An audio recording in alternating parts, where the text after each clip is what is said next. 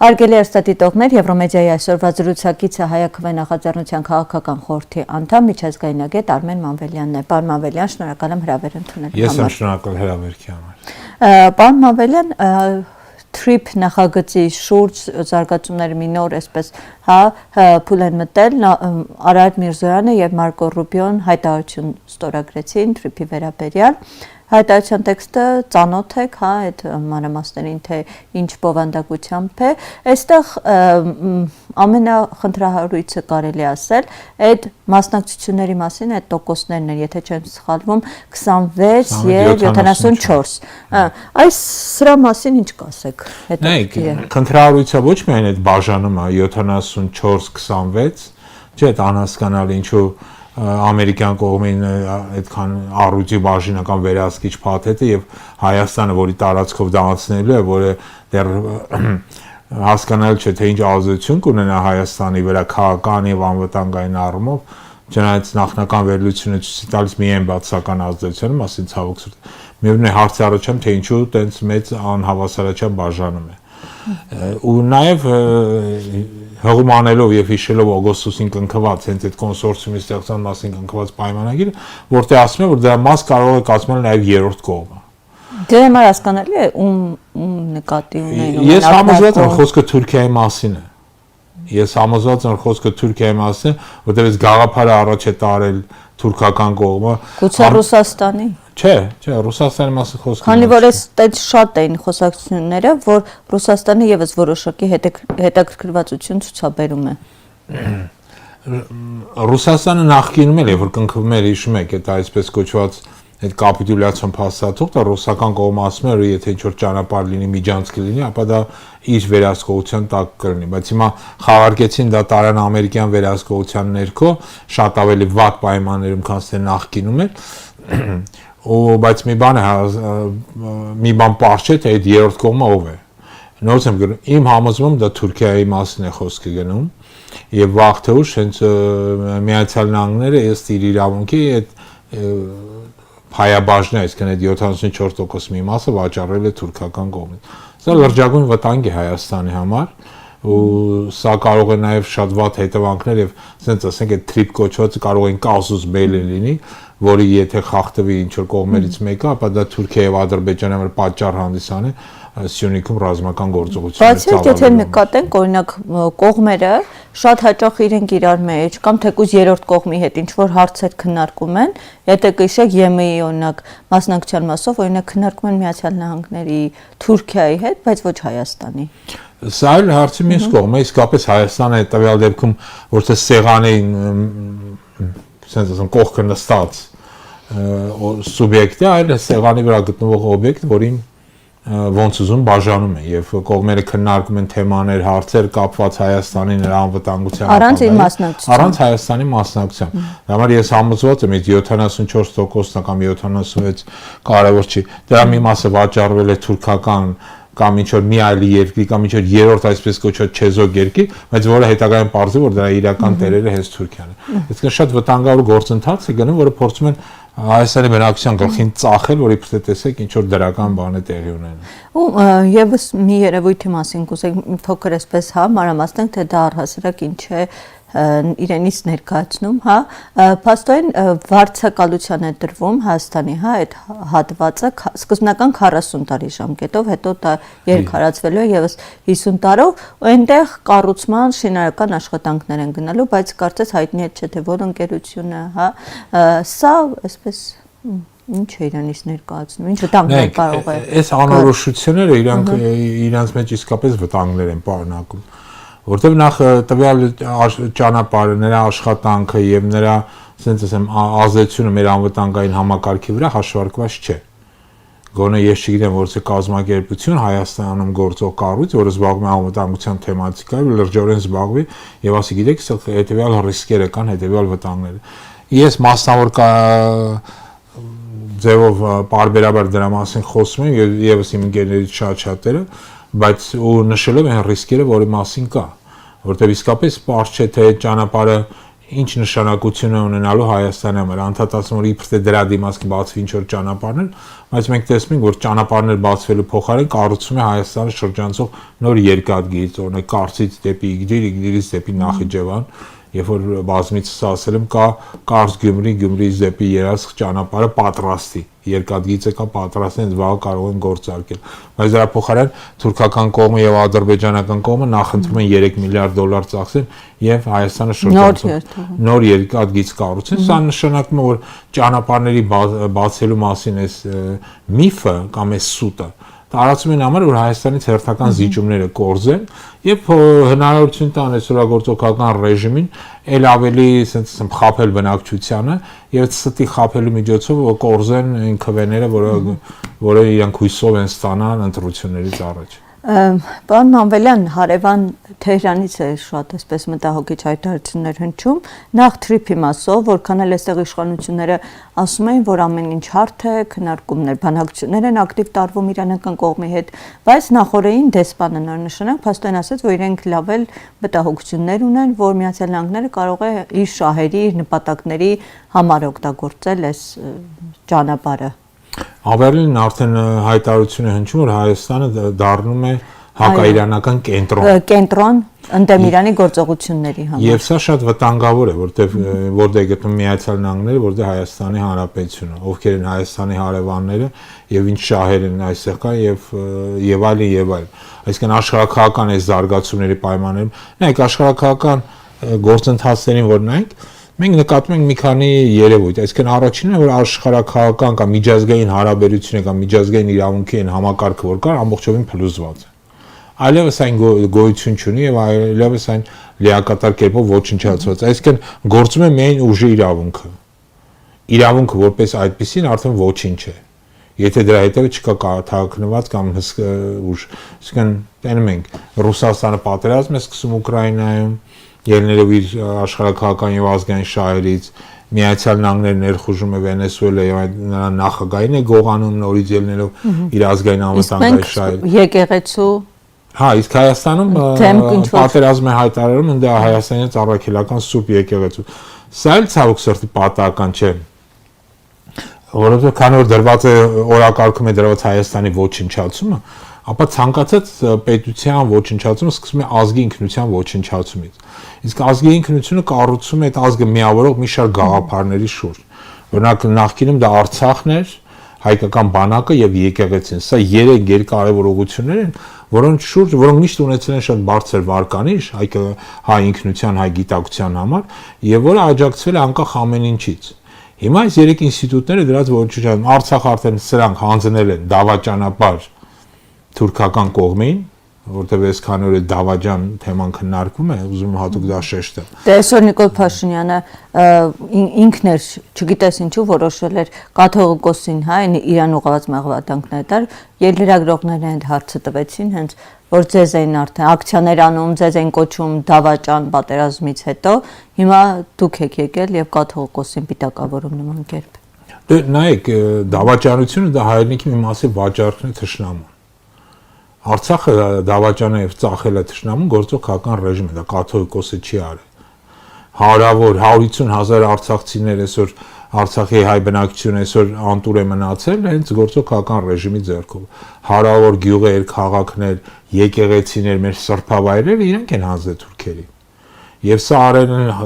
ասենց ասեմ, քայլ առ քայլ, խափելով բնակչության ամեն անգամ ասենց ասեմ կուտ տալով բնակչությանը այս բառերը օգտագործեմ որպեսզի մարդիկ հավատան թե սրանք հեսա մի բան կանեն հեսա մի բան կանեն ու սա ամեն անգամ տարբեր փոքր ինչ որ փորձել են ըստ իրենց հաջողություն գրանցել բայց դրա դիմաց շատ մեծ տարածքներ մեր իրավունքները մեր ազգային արժեքները հանձնել են թշնամուն ու սա պարբերաբար է տեղ ունեցել դա մեր այս մարդկանց ուղակի չի կարելի հավատալ դավաճան իրանք են որոնք ծախել են մեր հայրենիքը եւ նրա մի մասը եւ այսօր նաեւ քայլ Մավելյան բայց երբ որ ասում ենք այսպես ասում են հա դավաճան իրենք էլ ասում են ինչու ենք դավաճան պատերազմ է եղել չեն կարողացել մեր դեմ կրվել էին Ադրբեջանը Թուրքիան վարձկաններ են օտար երկրյա կրվել եւ չեն կարողացել դիմակայել նայեք շատ լավ ու շատ կարեւոր հարց եք տալիս եկեք սա կարճ փորձեմ բացատրել։ Դավաճանությունը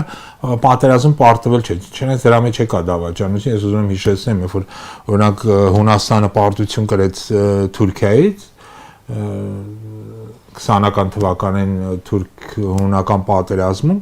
ապա առաջին բանը որ նրանք արեցին, այդ ամբողջ ղեկավարությանը գնդակահարեցին, սկսած այնց վարչապետից, պաշտպանության նախարարությունից, նույնիսկ գլխավոր դատախազից եւ այլն, որովհետեւ դավաճանության պիտակ իրենց վրայից մաքրեն, այդ մարդիկ գնդակահարվեցին, ու սա ճիշտ ուղի է։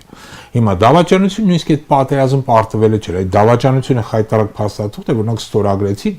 որոնց արդյունքում 2-3 անգամ ավելի շատ տարածք տրվեց Ադրբեջանին, քան թե ինքը կարողացել էր զինված ճանապարհով Այո, ես նկատում եմ նոյեմբերի 9-ի փաստաթուղթը, որով Աղդամը, Քելբաջար, այսինքն այն տարածքները, որոնք Ադրբեջանը չէր կարողացել գրավել, ուղղակի նվիրաբերվեց նրանց։ Ինչը սկիզբ դրեց, կներեք Արցախի վերջնական անկումը։ Նայեք, իրենք ինչ են ասում են, նախկինում ասում եք, որ նոյեմբերի 9-ը խայտարակ կապիտուլյացիոն թուղթ է, հիմա եկել է օգոստոսի 8-ի թուղթը, ասում եք, որ նոյեմբերի 9-ը ավելի երանելի, ավելի լավ փաստաթուղթ էր։ Ասում են կողմնորոշվեք։ Դե նայեք, իրանք եղծ ոնց որ միշտ սուտ համատություն են անում։ Օգոստոսի 8-ի մեջ ոչինչ փաստաթուղթ չկա։ Դա նախաստորագրված ինչ որ բան է, որի մեջ ոչինչ չկա։ Եթե դուք կարդում եք այդ փաստաթուղթը, ես շատ մանրամասը կարդացել եմ եւ ծանոթ եմ, եւ տեսնում ենք, որ սա Հայաստանի քանդման վաճառքին ուղղված քայլեր է։ Մասնապես օրինակ այդ թրիփը եւ այս երեկվա կնքած կոնսորցիումի ստեղծման փաստաթուղթը, որով Հայաստանը ընդամենը իր իսկ ճանապարհի 24%-ն է կարողանալու վերահսկել։ Այսինքն սա նույնպես խայտարակ փաստաթուղթ է։ Ու սա այն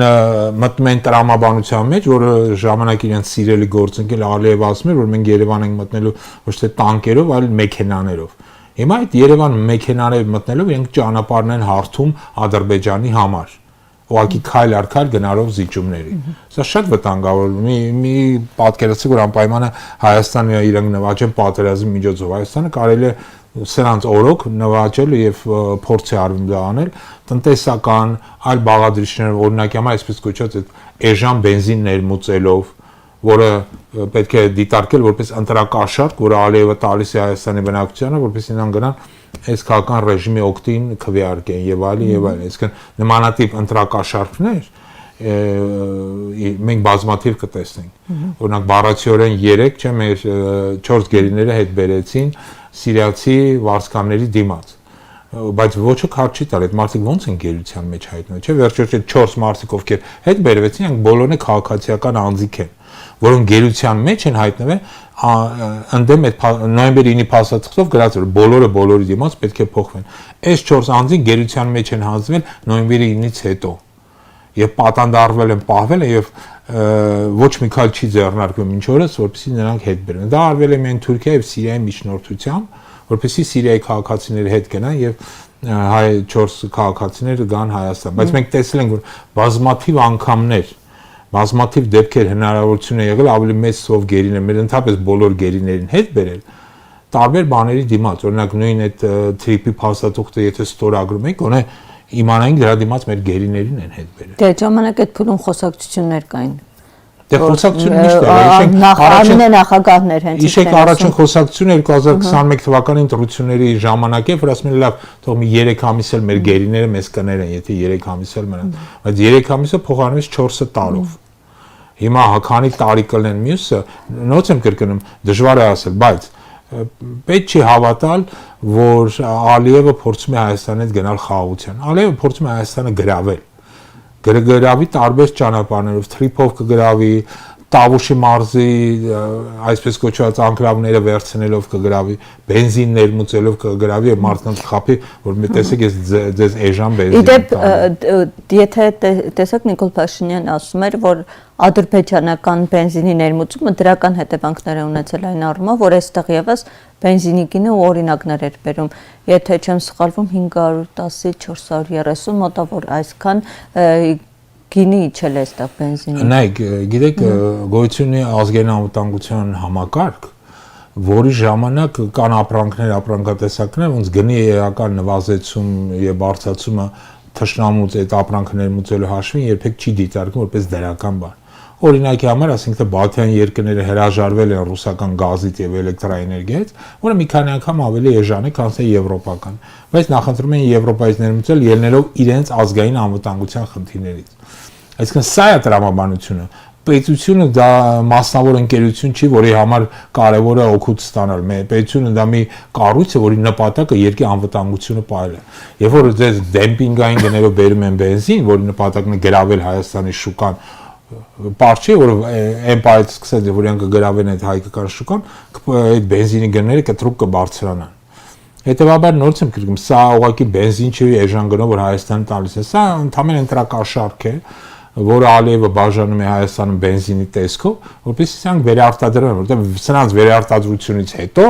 եթե Աստվածաշան է տալի, պահանջները Հայաստանի նկատմամբ կրկնակի եռակի ավելի շատ կլինեն, թե հողային, թե ֆինանսական, թե այլ տարբեր տիպի պահանջներ եւ այլն եւ այլն։ Այսինքն մենք հայտնվել ենք սարսափելի վատ վիճակում, կիսագաղութատիրական համակարգում, որտեղ մենք գործ ունենք մի քաղաքական ռեժիմի հետ, որը լրիվ թրքահաճո եւ թրքահամ։ Բան ավելի եմ, բայց այս ահազանգերին զուգահեռ մենք տեսնում ենք, որ ընտրություններին արդեն բան չմնաց, հա մի քանի ամիս, բայց որպես այդպեսի որևէ ուժ քաղաքական օրակարգ չի առաջադրում։ Անկամ շատ ուժեր կան, որ ասել են, որ մասնակցել են, բայց չեն ասել ով է իրենց տեխնացուն,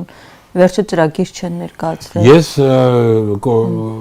բոլորի համար չեմ կարող ասել, բայց կարող եմ ասել, որ Հայաքվի ազգային քաղաքացիական միավորում մենք հիմա դիմել ենք մի շարք առաջատար, ասենք արտախորհրդանական ուժերի, առողջ ուժերի, եւ գնում է